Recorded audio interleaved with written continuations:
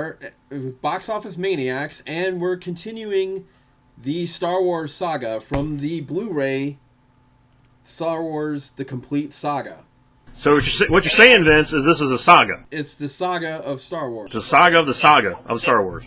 All 6 films leading up to December 18th to possibly one of the most anticipated Star Wars films ever. Star Wars The Force Awakens.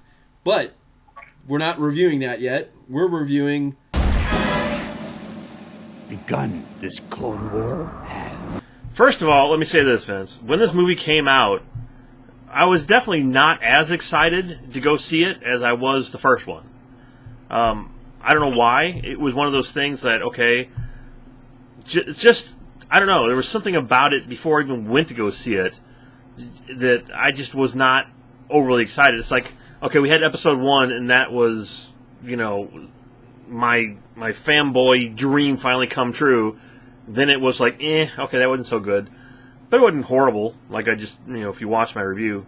But back then, I didn't think it was as great. So, getting to episode 2, I didn't really go into it with high anticipation, I guess you can say.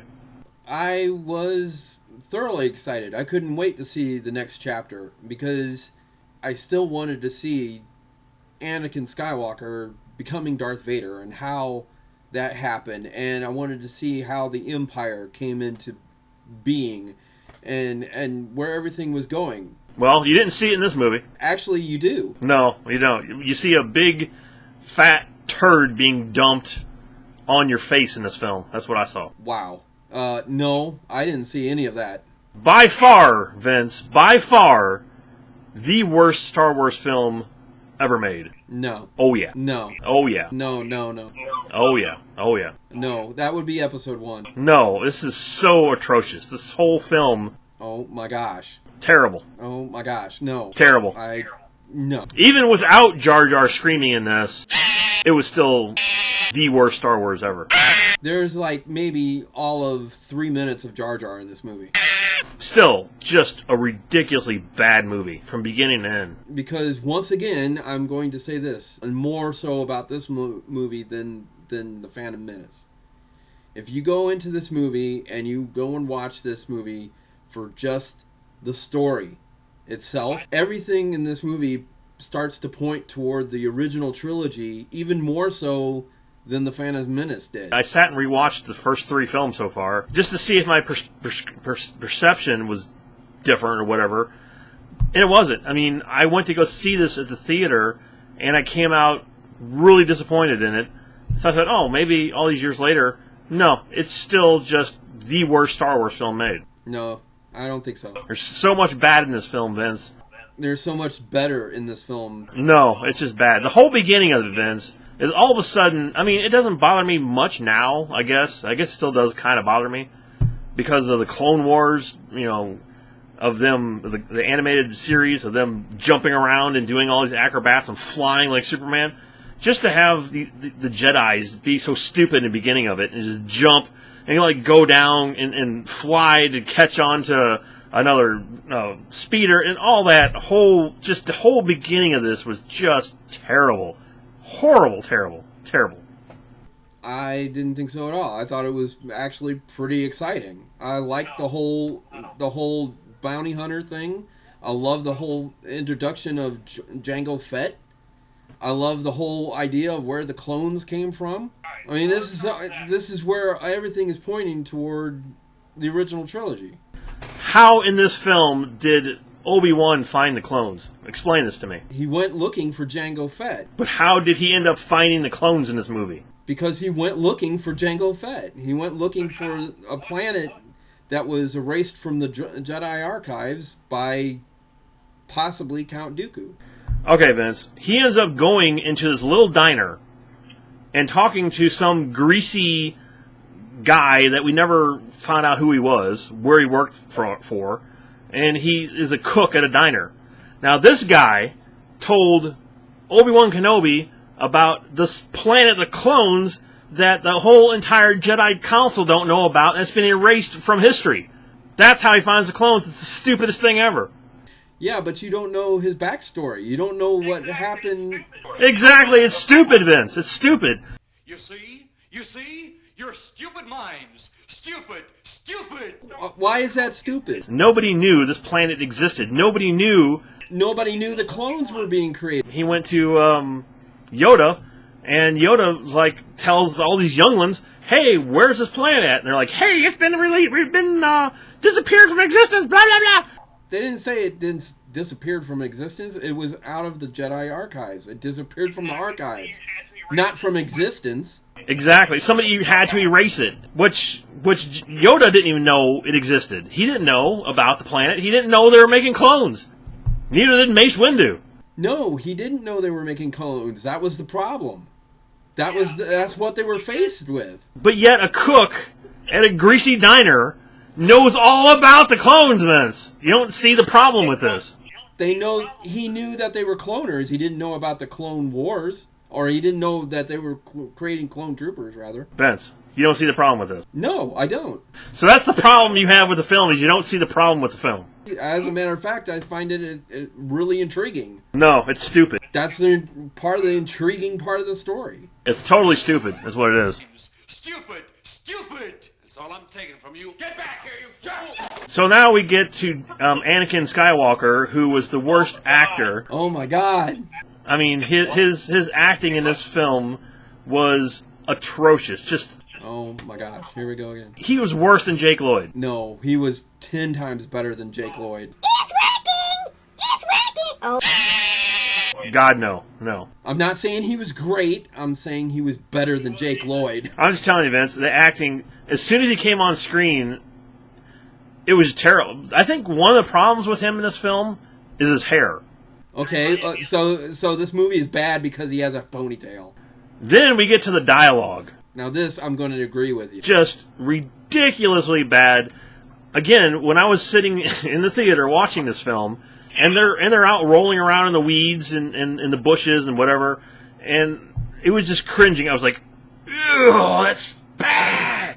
There was actually somebody that co-wrote this movie with George Lucas, and I remember reading about it where George Lucas actually said that he is not good at writing love scenes or writing. Period. How about that? This is the thing I don't understand about it. I don't know why he went with this person and didn't go with Lawrence Kasdan, who helped him write Empire Strikes Back and Return of the Jedi. Because he wrote a love scene for Empire Strikes Back between Han and Leia. What the hell? You know?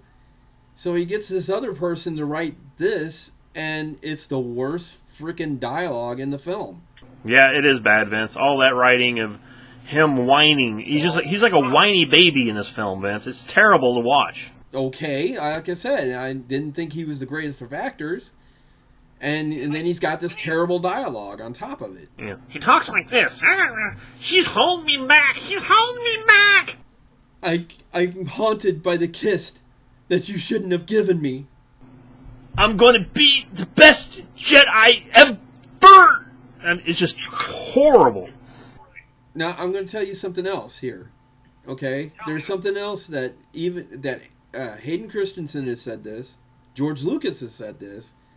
Both of them had said this. And I sit back and go, all right, that was one of the stupidest things that George Lucas could have done. And one of the things that he did with Hayden on this movie in particular was that he kept telling him, hold back. Don't go so dark. Don't get so dark with Anakin. Because it's not supposed to happen yet. He kept telling him to hold back on his acting. Well, he held back all right, Vince. He held back all of his acting ability, apparently, because he didn't have any. Apparently. But I sit here and I think, okay, now, if he had the chance to actually let loose and do something with the problem is he still had terrible dialogue. And the thing is, Natalie Portman is a really good actress, too. I mean, she's actually won a freaking Academy Award. And in this movie, she's terrible. The absolute best actor in this entire film, I would say, is probably Mace Windu. I really love Mace Windu's character in this film. It's similar to the Phantom Menace in the fact that I do like the movie, but I don't like it like I should. Again, You know, and once again, I like the story to it, and there's things I like in the movie, but overall, it's not that great of a movie. And even the whole ending of it, where they had all the clones and they're all fighting each other, and you know, when they're in the arena and Mace Windu shows up and he's like, "This party's over." I mean, everybody in the theater started clapping. I mean, they went crazy when he said that. They loved that. I mean, it's one of the best scenes in the movie. And then the other scene is when all the Jedis, they clash each other, like they're all running towards they're on one side and the other guys are on the other side, and they just hit each other in the middle. People went nuts. I mean, they love that. And again, those two scenes in the film were good. And that's the only good parts, I think, in the entire film. No, because I love the whole Jango Fett thing. I love the whole clone thing. I love the whole clone army showing, and I love the whole battle at the end. Like you said, the Jedi battle at the end is fantastic. It just went on and on and on, and it just felt boring to me. I wasn't bored by that at all. As a matter of fact, by the time it gets to that point, I'm like, great, something better is happening than the frickin' love scene. Forgot to even mention R2-D2 in this film, Vince. He can fly. Woohoo! All of a sudden, he has the flying ability. He starts flying everywhere. Okay, well, if he had that ability, why wasn't it in the other three films? He can't add something and then not have it happen for the rest of R2's entire lifespan. Yeah, but there was not really anywhere he needed to do that in any of the other films. When he's on Endor, he could be flying around all the trees and shit. I mean, he could be flying through everywhere. But no. Did he necessarily need to? He went back and he added stuff to a character that never occurred before. I mean, if he had flown in the other films, fine. But then he's never done it again. And then one of the greatest Jedi battles, Yoda versus Count Dooku. Yeah, it wasn't that great. I mean, it was okay. The first time I saw it, yeah. I mean, it was exciting. You're going to sit here and talk about R2-D2 flying, and we've never seen him do that before. We never saw Yoda ever fight with a lightsaber before. Yeah, well, Yoda was on Dagobah, and he had no reason to use a lightsaber. Okay, there's my point right there. R2-D2 wasn't anywhere where he needed to fly, so why would he fly? He could have flown all over the place if he wanted to in those movies, Vince. Yoda could have bounced all over the crap, all over Dagobah. We didn't see it, but he probably could have done that. No, he couldn't have. He was like 900 years old by then. I mean... So? He didn't have his flipping ability anymore, Vince. Oh, okay. R2-D2 is a robot. He can do the same stuff. Okay. Exactly. Tell you what, I liked it a lot better than The Phantom Menace, and here's my review for it. Give me the review, Vince. Hit me with the midi-chlorian. Here's my midi-chlorian count for this film. Midi-chlorian me, Vince. I give this movie a 4 out of 5. Alright, well here's my midi-chlorian. You ready to me smacking you in the face with my midi-chlorian? I doubt it'll do that, because you'll give it like the lowest midi-chlorian count ever. That's true. I don't know who in the movie had the lowest midi-chlorian count. That's a good question. I wonder who it was. I would like to know that. That would be funny. Find out. All right, if Anakin has the highest midi-chlorian count, then who has the lowest? Yeah, it's like, oh, you only have a little midi-chlorians guy. You got to go. Sorry, you're a Jedi, but you have like the worst midi-chlorian count ever. You're in the back. You go all the way to the back. You know. Go to the back. Go to the back of the line. Anyway, I give this great, wonderful film that doesn't have any plot holes and it's an amazing, exciting, great story a 2 out of 5.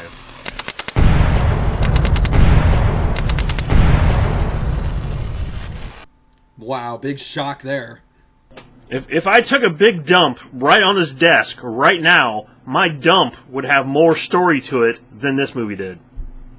And it would probably have more midi-chlorians and more plot to it than this entire film. It probably would have a lot of midi-chlorians. Probably look like peanuts or corn.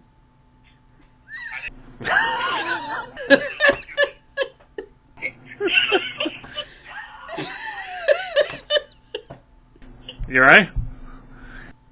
You have midi-chlorians in your poop. I do. You want me to show it to you? No, I don't want to see them. They probably look like peanuts.